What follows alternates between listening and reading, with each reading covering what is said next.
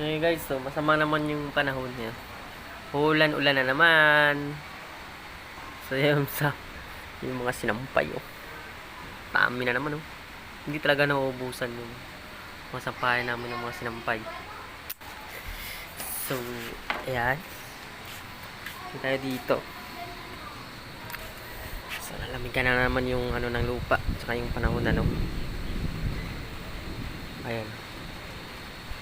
Maraming itim naman ngayon ng ulo ko. Ayan, babagsak na yan. Siguradong uulan ito mamayang malakas. Isa. Yun. Ayan o. Itim ng ano, ulap. Ayan. Mambon.